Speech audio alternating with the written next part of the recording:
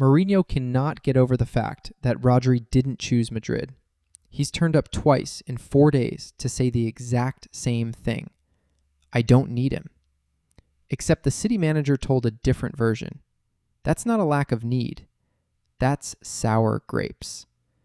Meanwhile, Atletico have filed a FIFA complaint against Barcelona over Julián Álvarez. Liverpool have sold Curtis Jones to Inter, and Tottenham, who survived relegation by a single point, are buying the forwards of both City and Liverpool. Saturday, August 22nd. This is Beyond the Ball. There is one thing José Mourinho cannot seem to do right now. Stop talking about Rodri. Twice in 4 days, and both times he said exactly the same thing, that he didn't need him. And nobody spends a week explaining that they never wanted something they never wanted. On Tuesday, on El Chiringuito, he laid out how it went.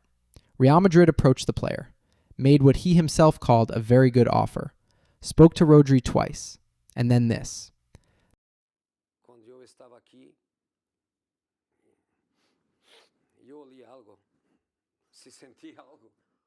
Then on Friday, in the press conference before Espanyol, a journalist from Radio Nacional asked whether the midfield has a deficit in that position, and off he went again. No creo que tengamos un déficit.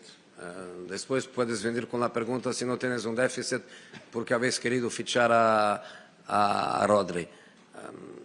¿Cómo se dice la guinda? ¿Cómo se dice? La guinda, ¿no?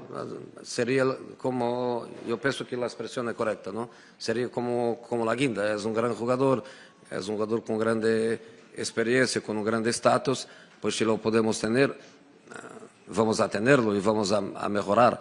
Pero cuando tú tienes Tchouaméni, Camavinga, Valverde, Bernardo, Arda, no es que tengamos un problema o que tengamos que ir a por otro jugador. Now look at what he did in 40 seconds.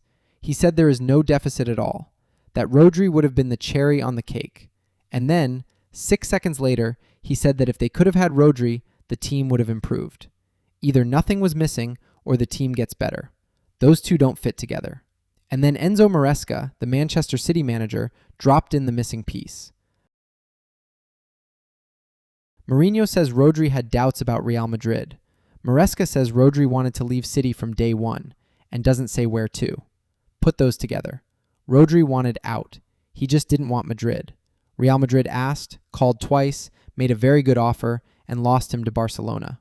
And now the manager is spending the entire week explaining that it wasn't really what he wanted anyway. He's still hung up on him.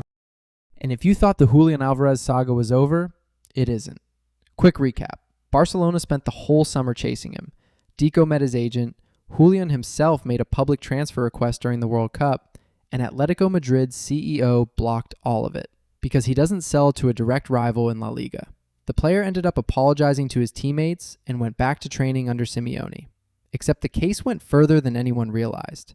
Atletico have filed a FIFA complaint against Barcelona, alleging improper contact with the player, and Simeone was blunt about what happens next. From a sporting perspective, we're very happy to have a footballer like Julián. We will help him continue to grow, continue to improve, and continue delivering the best. Translation, he stays. And now a new name has walked into the story. According to Fabrizio Romano, Arsenal have made contact with Atletico to discuss the conditions of a deal.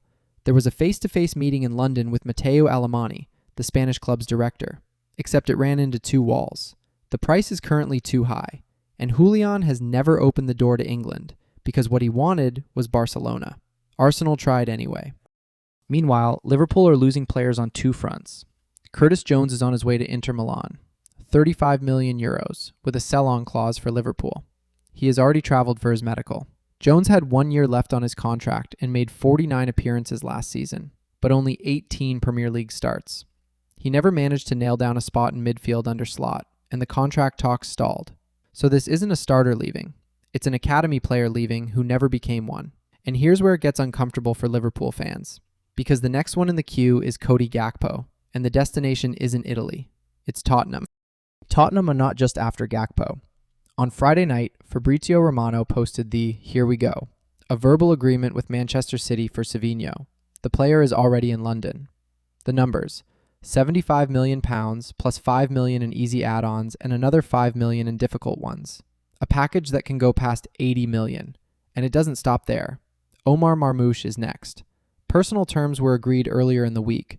Negotiations between the clubs are advanced, and Tottenham are confident of closing it next week. The player wants the move. So that's 2 Manchester City starters plus a Liverpool starter, all at the same club. And on City's side, Maresca explained why he didn't fight it. Savinho wanted to leave since day one. Rodri also wanted to go. It's complicated to convince them to stay or change their stance. Now remember where this Tottenham was 3 months ago. 17th in the Premier League. 41 points. 1 point above the relegation zone. Safe only on the final day against Everton. In the same season, Arsenal won the title.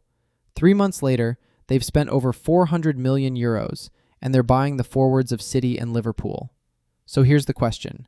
After nearly dropping to the second division, are we about to get a super Tottenham? Tottenham escaped relegation in May and are now assembling one of the most expensive attacks in Europe. Does that end in a title or in a disaster? Tell me in the comments. That's the ball. Back tomorrow.